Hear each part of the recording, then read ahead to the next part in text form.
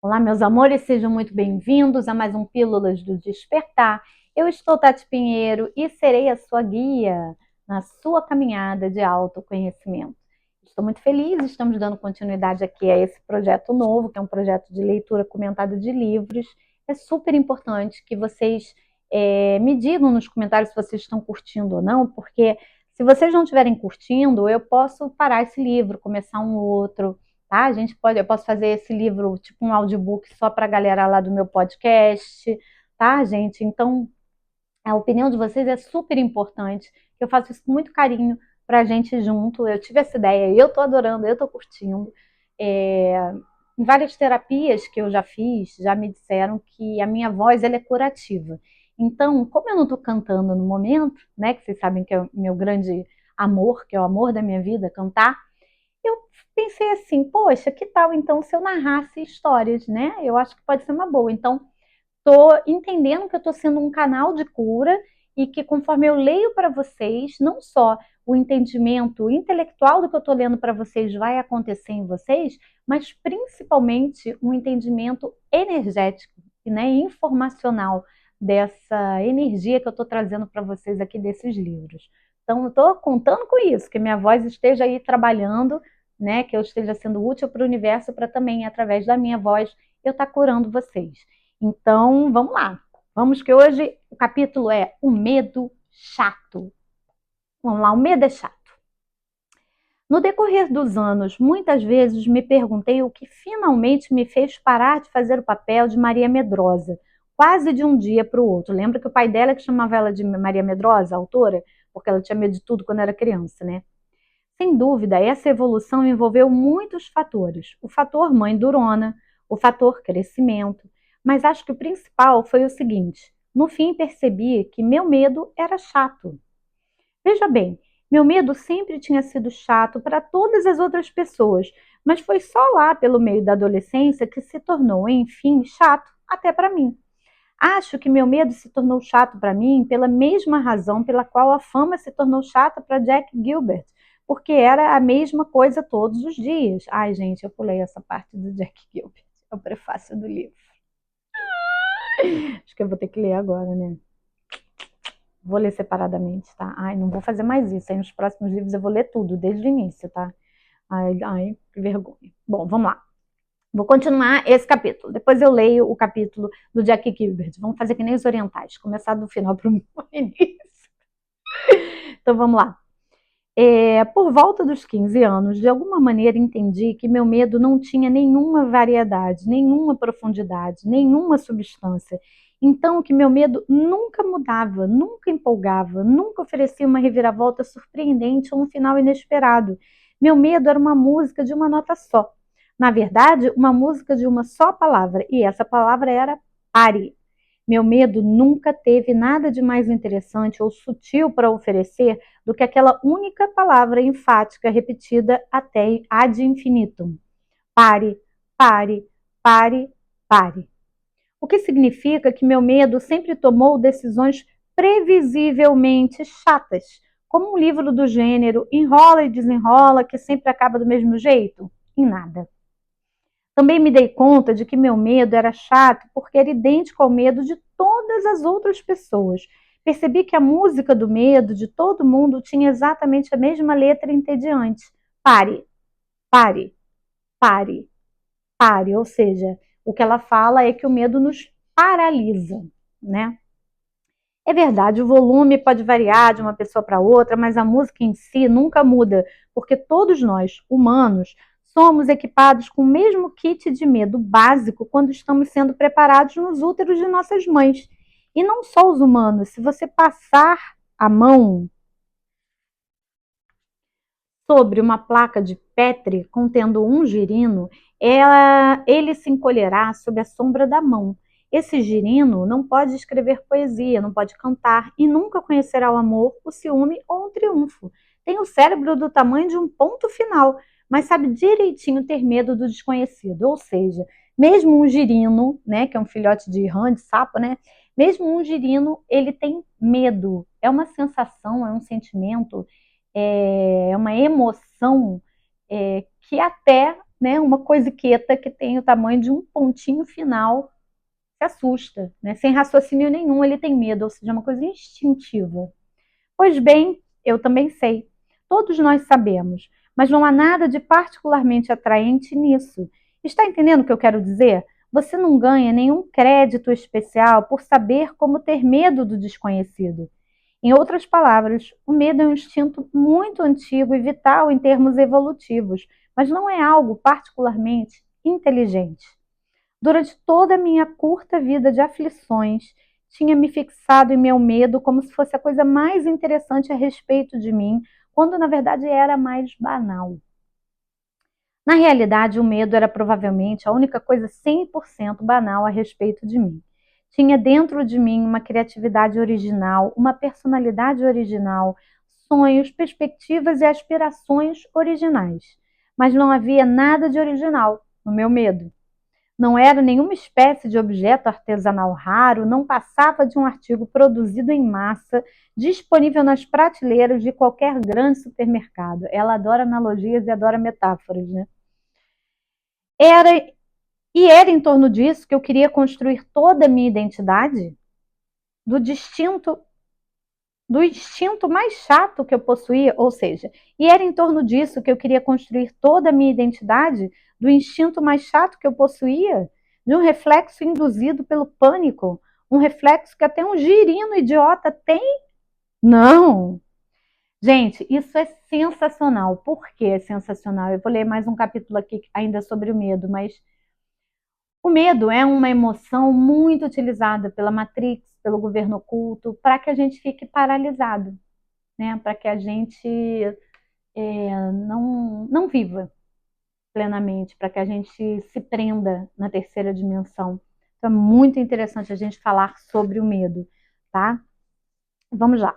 O medo necessário e o medo desnecessário.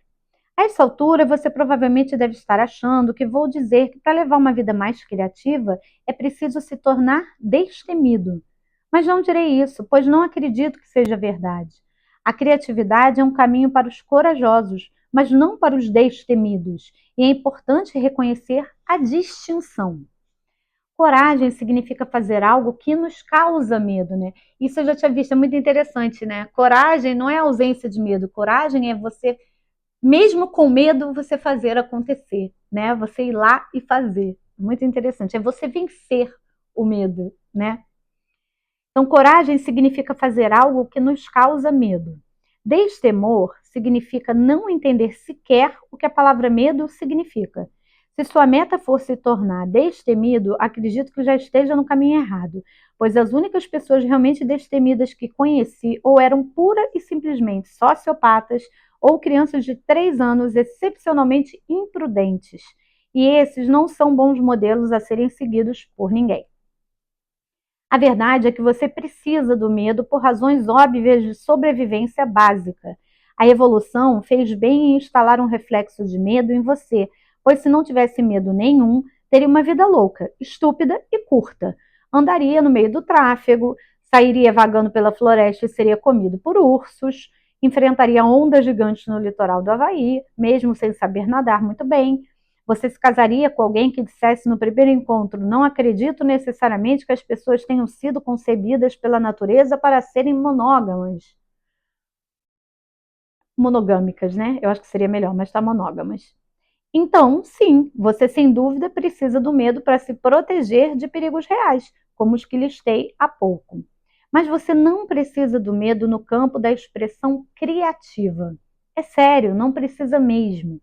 Mas o fato de você não precisar do medo no que diz respeito à criatividade não significa que ele não vá aparecer.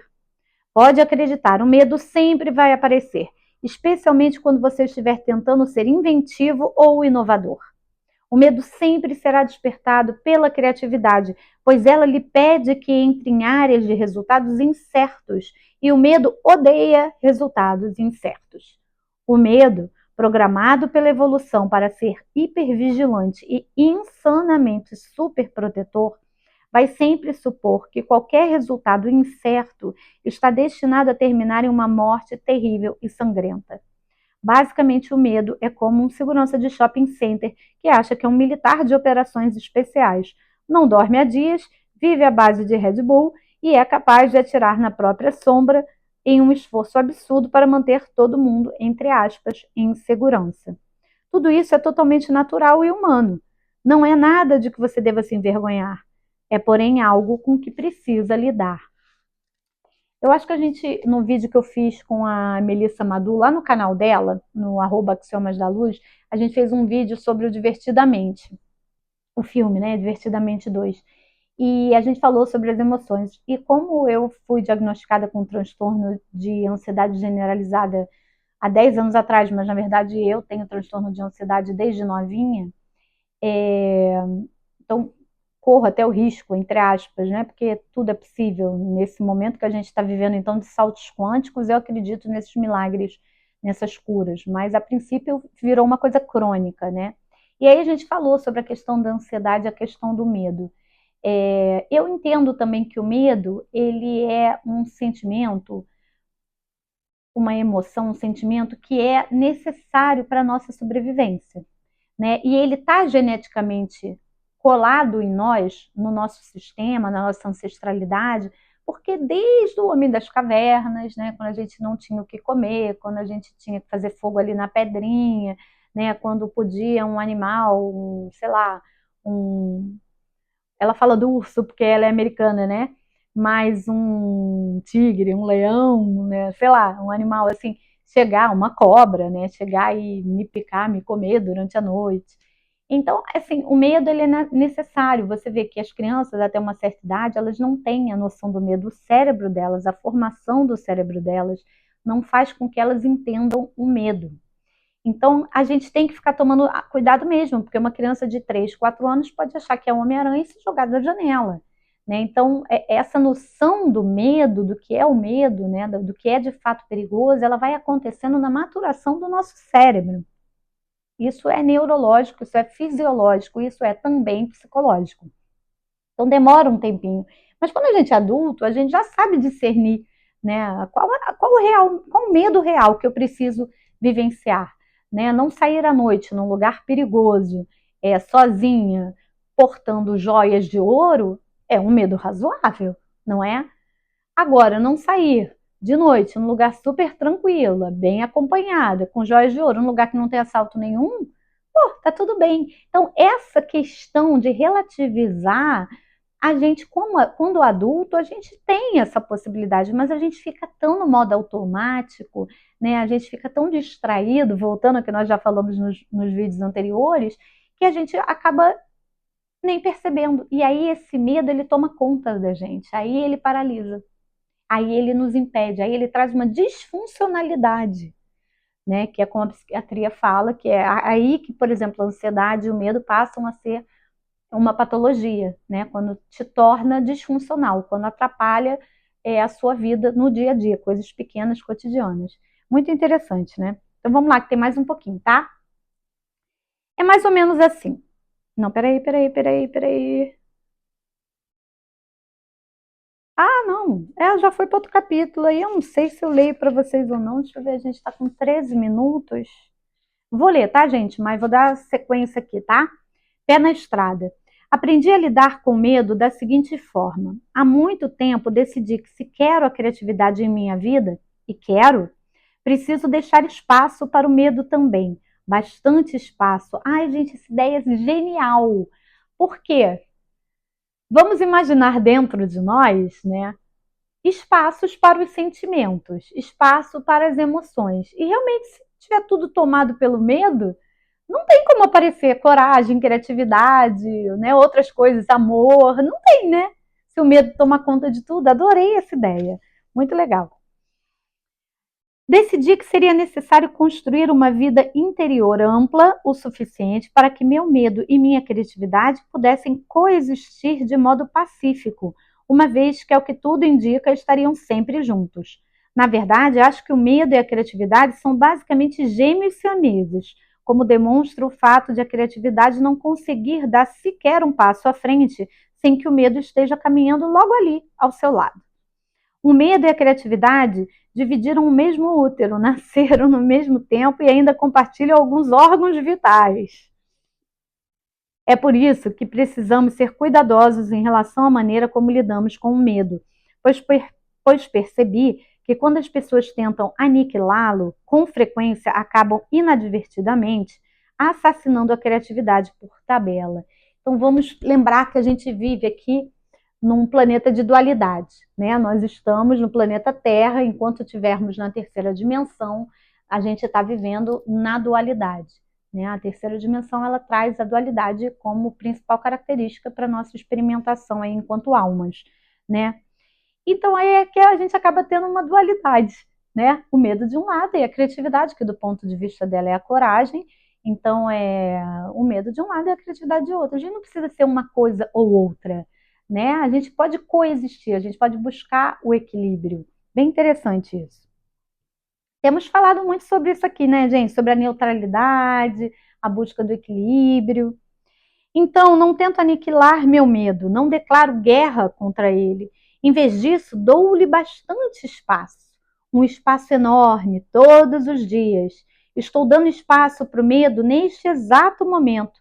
Permito que meu medo viva, respire e estique as pernas confortavelmente. Parece-me que quanto menos luto contra o meu medo, menos ele contra-ataca. Quando consigo relaxar, o medo relaxa também. Na verdade, convivo o medo a vir comigo onde quer que eu vá. Tenho até um discurso acolhedor preparado para ele que faço pouco antes de embarcar em um novo projeto ou em uma nova aventura. É mais ou menos assim. Querido medo, a criatividade e eu estamos prestes a pegar a estrada juntas. Sei que você virá conosco, pois sempre o faz. Reconheço que você acredita ter um trabalho importante a desempenhar na minha vida e que leva esse trabalho a sério. Ao que parece, seu trabalho é me deixar completamente em pânico sempre que estou prestes a fazer qualquer coisa interessante. E, aliás, você faz um excelente trabalho. Então, fique à vontade para continuar a fazê-lo, caso considere absolutamente necessário. Mas também estarei fazendo o meu trabalho durante essa viagem, que é dar duro e permanecer focada.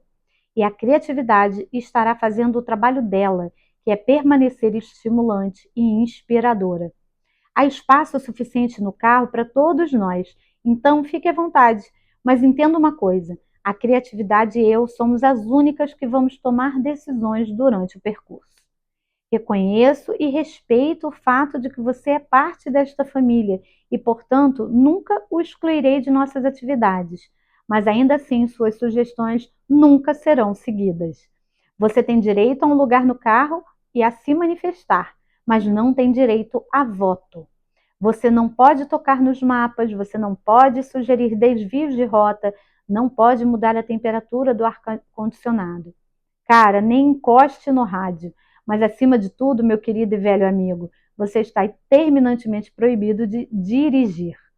E lá vamos nós, eu, minha criatividade e meu medo, lado a lado, para sempre, avançando mais uma vez em direção ao território assustador, porém maravilhoso, do resultado incerto. Cara, muito bacana, porque é isso mesmo, né? A nossa vida, vamos imaginar que a nossa vida é uma estrada, é uma jornada, né? Que nós estamos aqui justamente para experimentar as coisas, vivenciar emoções e tudo mais, né? A gente já falou isso muito aqui em muitas lives e tudo, então não vou me aprofundar. E aí, nessa caminhada, nós temos um carro, que é o nosso corpo físico, né? Esse veículo que nós utilizamos para poder viver no planeta Terra, para viver em Gaia. E aí, se você deixa que o medo controle, se o medo está no controle, se o medo está no comando, se o medo está na direção desse carro, no volante desse carro, vai dar ruim. Até porque é aquilo que a gente já falou antes, né? Quanto mais você valoriza esse medo, maior ele se torna. Se você relaxa, como ela fala aqui, se você, né? O medo ele perde força. E aí você se conecta com uma outra vibração, que é a vibração que a gente precisa se conectar para entrar no fluxo. Então, achei muito legal, meus amores. E é dessa forma que eu termino, então, mais esse capítulo aqui com vocês no Pílulas de Despertar. Espero que vocês estejam gostando, que amanhã eu estou de volta com mais um para a gente fazer um despertar juntos, né? Nessa leitura comentada. Escrevam nos comentários aí o que vocês estão achando. Comentem sobre o que eu estou trazendo de informação aqui, acrescentem como experiências de vocês podem ser muito úteis para os colegas de vocês que estão aqui participando desse trabalho, né, de expansão da consciência todos juntos. Muito obrigada pela presença e amanhã eu estou de volta. Beijo, beijo!